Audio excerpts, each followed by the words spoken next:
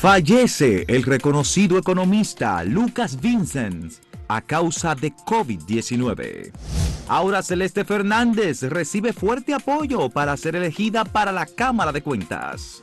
Canciller Roberto Álvarez deja claro que los límites fronterizos son innegociables.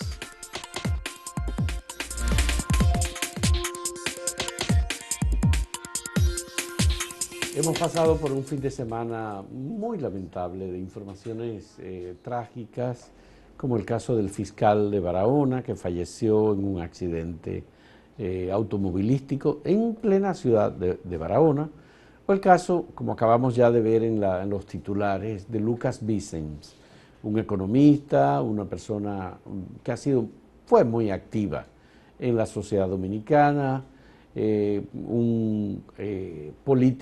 fue político, obviamente también vinculado con actividades de la democracia dominicana. Lucas Vicens fue una persona muy activa y para nosotros, por supuesto, es muy lamentable que haya fallecido en las circunstancias en que lo ha ocurrido este deceso como consecuencia de un aparente descuido. Contrajo el COVID, no se atendió a tiempo y fue un poco tarde para atenderse de problemas respiratorios, en los que finaliza, por supuesto. Una persona relativamente joven, Lucas. Sí, relativamente joven. Él estaba entre los 60 y los 65 años.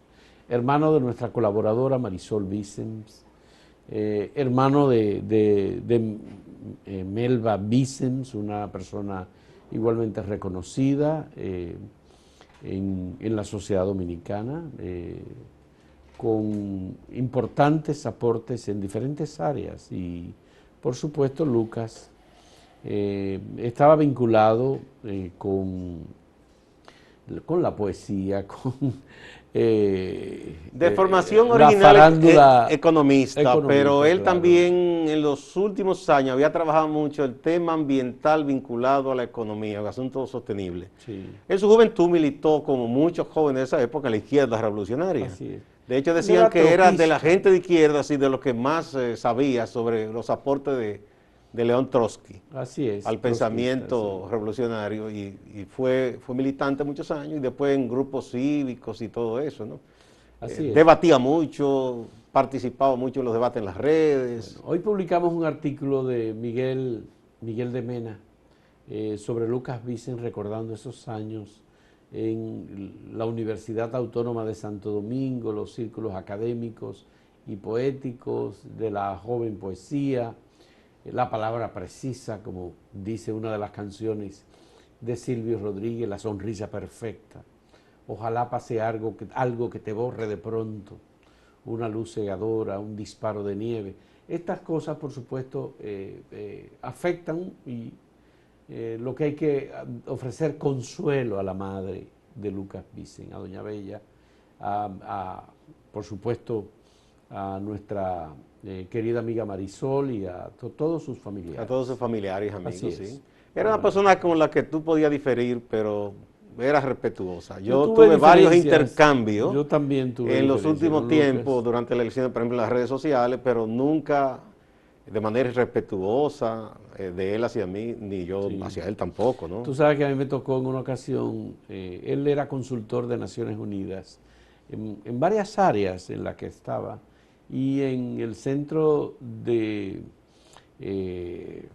Comunicación y Acción Ecuménica CEPAE, él ofreció unas charlas sobre la coyuntura política, un análisis de coyuntura. Yo asistí y cubrí la actividad como periodista. Yo recuerdo, creo que trabajaba para el periódico El Siglo, y publicamos una página con todas las opiniones donde él vaticinaba el retorno de Joaquín Balaguer al poder, una cosa insólita, pero que finalmente ocurrió como ocurrió así fue.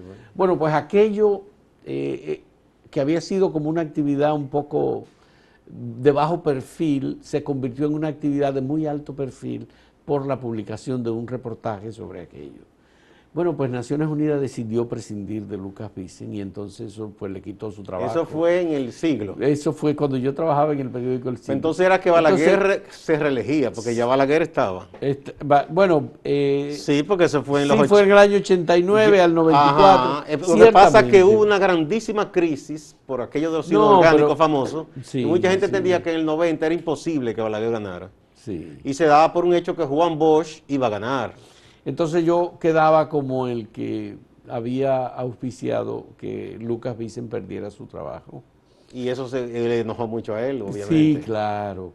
Son de las cosas que eso los periodistas ocurrir. Tenemos que a veces hay gente que uno aprecia mucho y por algo que uno escribe se afectan y se sienten mal, pero bueno, son gajes de lo recordamos con mucho cariño a Lucas Vicen, sí, por supuesto. Gustavo, yo creo que hay otras cosas importantes. El tema de la Cámara de Cuentas se está activando. Hay 433 aspirantes a ser miembros de la Cámara de Cuentas. Que yo recuerde, nunca tanta gente se había interesado. Se pensaba que no había tanta gente interesada, pero finalmente... Para 5 puestos.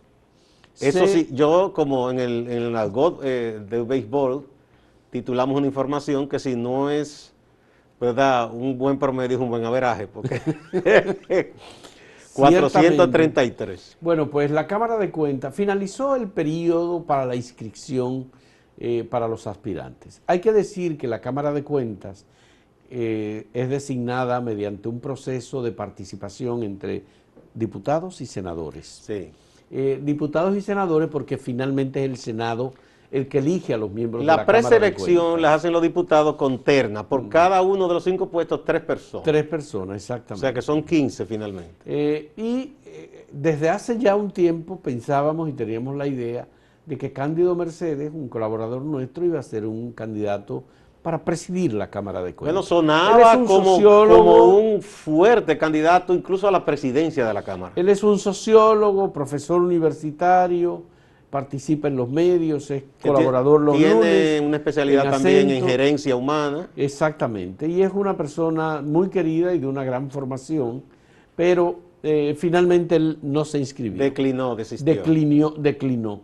Pero sí, Aura Celeste Fernández, que es una persona abogada muy conocida y muy apreciada también, decidió inscribirse y nos lo comunicó a nosotros. Luego se publicó la información sobre su decisión de aspirar a una posición en la Cámara de Cuentas. Nosotros publicamos una información consultando fuentes políticas cuando todavía se pensaba que Cándido estaba. Muchos decían que ellos dos eran una línea, como dicen. Que ambos iban y que uno de los dos sería el presidente de la Cámara. Pero el profesor Cándida aclaró que finalmente él declinó, él no se inscribió. ¿Qué habrá pasado? No sé, porque se comentan muchas cosas. Una de ellas es que Cándido prácticamente había consenso, excepto por algún sector del PLD que entendía que no le gustaba mucho Cándido. Y en el caso de Aura Celeste parece que hay sí prácticamente consenso. Bueno, hay un compromiso del presidente Luis Abinader de que a las altas cortes y a las instituciones que requieren de un trabajo independiente de las posiciones políticas, que no vayan personas de los partidos políticos. Aunque doña Aura es del partido Alianza País. Ella postuló a diputada incluso en estas elecciones pasadas. Pero es lo que se quiere es una persona con capacidad de apartar una cosa de la otra. Y con integridad y con convicción de que independientemente de la posición que tengan los demás ciudadanos, si hay que hacer un reporte y hay que cumplir con el rol que le toca de acuerdo con la ley y con la Constitución de la República, la Cámara de Cuentas tiene que hacer y con capacidad su labor de escuchar y de ser objetiva en la investigación. Y yo creo que eso está más que probado en doña Aura Celeste Fernández. Bueno, vamos a presentarle, por supuesto, la pregunta que tenemos para ustedes en el día de hoy. ¿Apoya usted el proyecto de ley de igualdad y no discriminación? Con 3 posibilidades. Sí, lo apoyo, no lo apoyo, o me da lo mismo. Esas son las 3 opciones que tenemos. En un momento volvemos.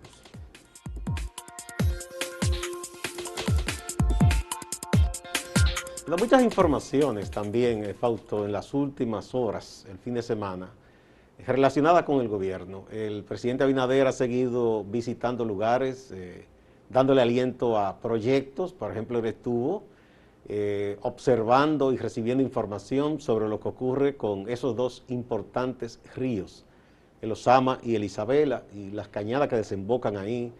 Ese es un viejo anhelo de la sociedad dominicana, del Gran Santo Domingo, de la gente que trabaja el tema de las aguas, del ambiente, de que se puedan rescatar estos ríos, que eso se ha ido llenando de basura. A su vez, eso hace que, por ejemplo, la costa marítima también reciba cada cierto tiempo muchísima de esa basura, y eso es muy feo, además de todo lo peligroso que es, para un país que vive del turismo y para la salud de la gente. Entonces, ojalá que esta vez ya en serio se asuma un plan y se busquen los recursos para rescatar tanto el río Ozama como el Isabela y limpiar toda esa zona, adecuarla para que eso sea un extra, un valor extraordinario para el Gran Santo Domingo y la capital, y no un factor de problemas cada vez que llueve y de miseria. Eso por un lado. Lo otro es que el canciller de la República, Roberto Álvarez, respondió a unos comentarios que se hicieron desde Haití, que hizo un funcionario haitiano, respecto a que se debían aprovechar las próximas reuniones como para redefinir los linderos de la frontera. Y él dijo que no, que eso es innegociable. Yo no sé a qué viene eso de parte de ese funcionario haitiano, quizás es algo de él y no del gobierno en la totalidad de Haití. La última ocasión en que aquí hubo algún tipo de negociación de lindero fue con el gobierno de Horacio Vázquez, se le cedió territorio a Haití. Luego Trujillo le cedió mucho territorio a Haití para congraciarse con ese gobierno. Y para perseguir a los... Y para que le ayudaran a perseguir a quienes se oponían a él. A los opositores que estaban en Haití. Contrario a la leyenda que han vendido los trujillistas de que él fue un gran patriota, nada de eso. Bueno, Gustavo, sobre esto hay que decir, primero lo de Luis Abinader. Luis Abinader no se para los fines de semana, igual que lo hacía Danilo Medina con las visitas sorpresas, Ajá, que eran visitas específicas. Lo único que aquí ya son anunciados. Ya estos son, y ya además se permite la presencia de los medios, esto es muy abierto, y el presidente los fines de semana, sábado y domingo, está en actividades permanentes. En esta ocasión dedicó una parte del fin de semana a recorrer los ríos Isabela y Ozama. Es un trabajo muy grande. Luis se comprometió a limpiar ambos ríos. Ese es un trabajo verdaderamente impresionante. Lo primero que hay que hacer es prohibir a todas las empresas y las industrias que depositen sus desechos en estos ríos. Bueno, eso está prohibido por la ley. Está prohibido, está hay que bien, revisar pero hay que cumplen, revisar qué es lo que está pasando, porque en definitiva los barrios de la zona norte de la capital, todos esos barrios, Guachupita, 24 de abril, Las Cañitas, Gualey, toda esa zona, la gente echa todos los desechos al río y las industrias igualmente conducen sus desechos al río. Habría que hacer Algunas una han hecho gran esfuerzo inversión, para cambiar. No, y para trasladar toda esa Entonces, gente. lo primero es prohibir que las empresas o las industrias depositen sus desechos en el río. No, pero que no hay que prohibirlo, la Pues ley lo dice. Es hacer que se cumpla la ley. Está bien, pero eso es un crimen. Luego están los desguazaderos de barcos y otras industrias que hay alrededor del río, tanto del lado norte como del lado sur. Pero del lado norte del río, Isabela, por ejemplo... Ahí más que todo. Más que todo. En esa zona después que se cruza el puente. Después de Villamella, ahí hay industrias importantes establecidas que igualmente hay barcos enormes que se han ido despedazando poco a poco. Hay industrias metalmecánicas ahí que son responsables en parte del daño que ha ocurrido en el río Isabela. Luego están Isabela y Ozama. Luego están los pescadores, están las comunidades, las asociaciones, las juntas de vecinos, gente que vive definitivamente del río. No, pero a eso le convendría que el río se limpie. Le conviene, por Aquí supuesto. hicimos un reportaje cuando estaba la compañera Alida Giuliani, que precisamente un viejo pescador que tiene todos los años del mundo viviendo de eso, decía que antes ahí se podía pescar muy bien y que ahora prácticamente no quedaban peces, pero es por la contaminación. Entonces, eso no haría gran daño porque son botes incluso de remo, que ni siquiera usan combustible. Y los gobiernos tradicionalmente no han querido meter recursos en la limpieza de ambos ríos porque el costo es muy grande y porque no hay nada que se vea. Bueno, la limpieza del agua cuando finalmente se complete una labor de higienización del río. Un río que va a desembocar en el Mar Caribe. Eso incluso yo creo que es un proyecto de muy largo plazo. Eso no se completaría ni siquiera en un solo periodo de gobierno. Se podría avanzar mucho y luego ir poco a poco completando, porque eso es... Ya.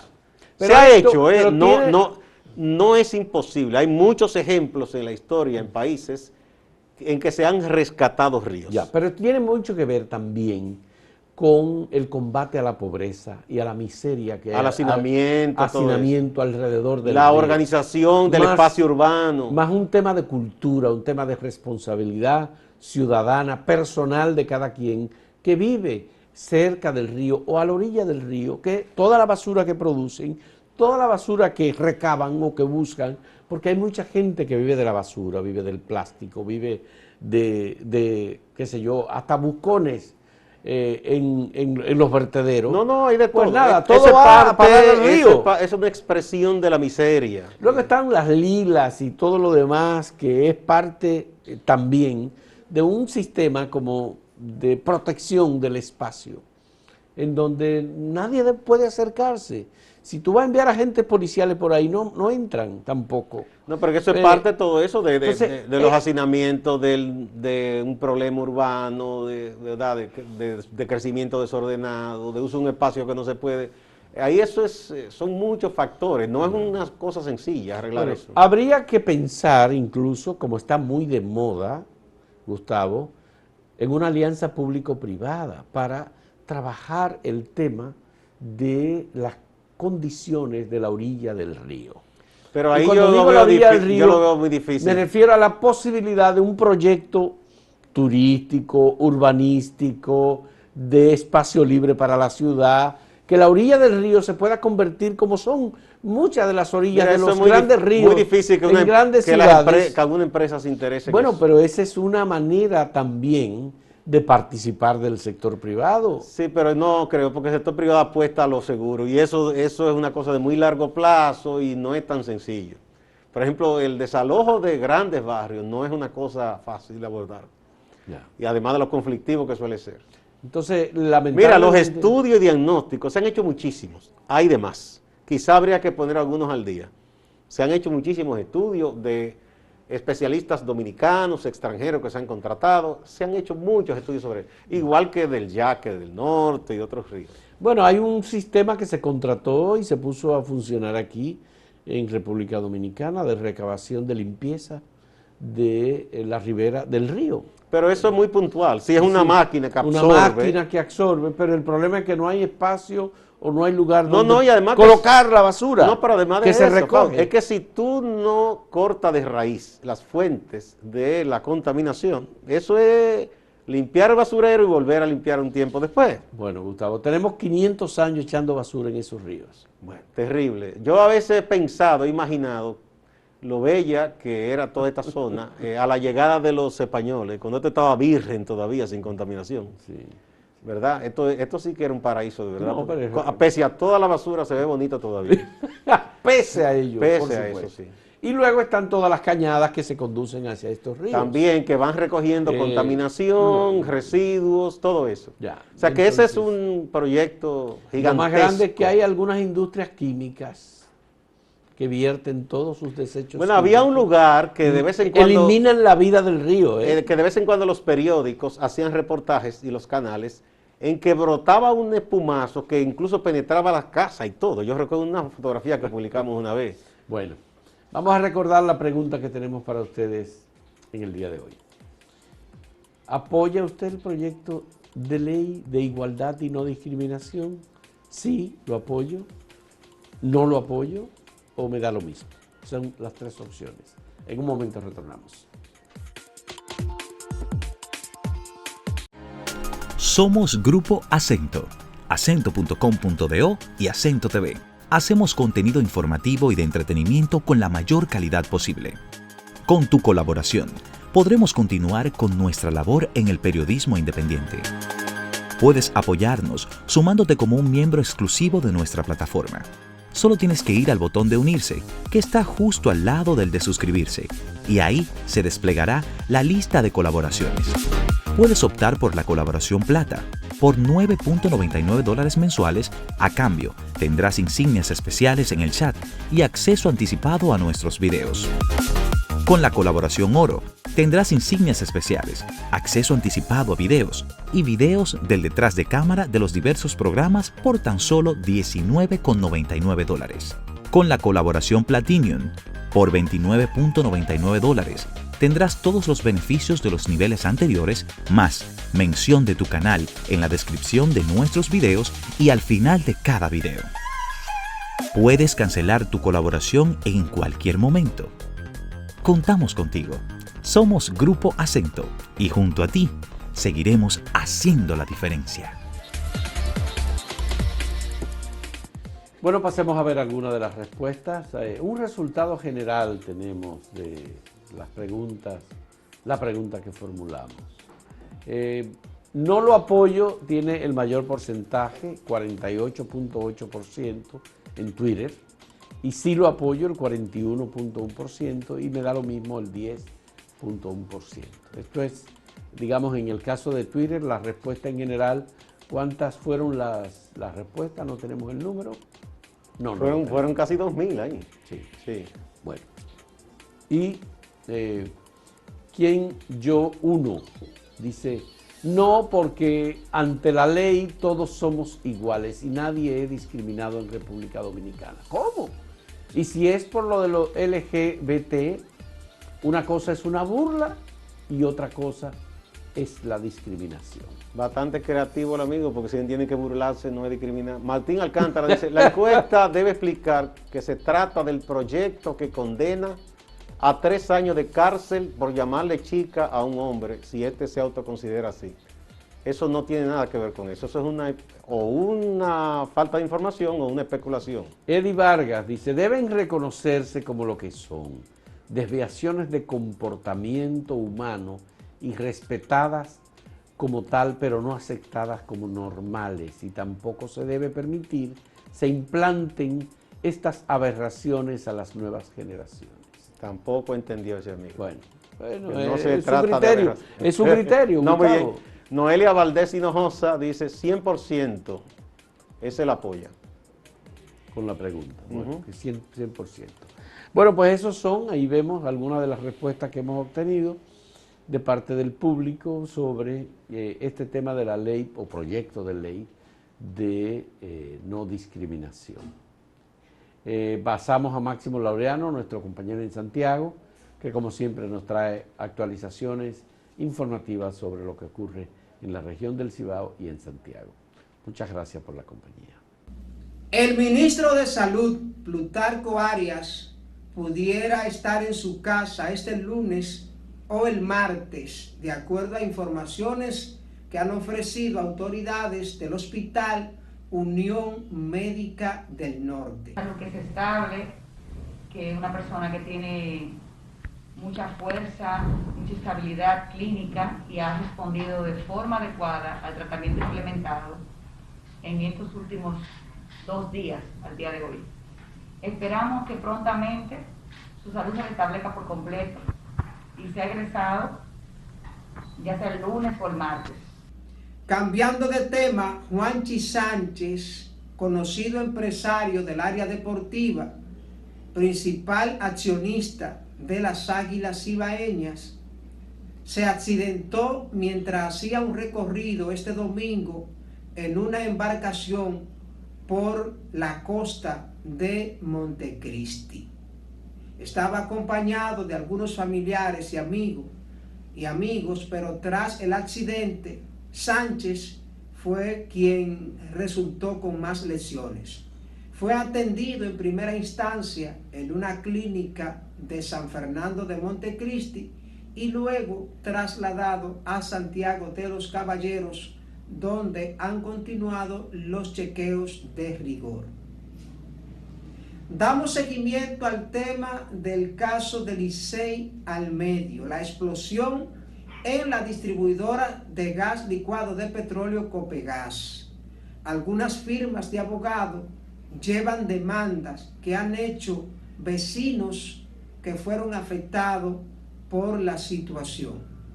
Los diputados de Santiago, específicamente los de esa demarcación, estuvieron en la zona de la tragedia, estuvieron conversando con familias afectadas.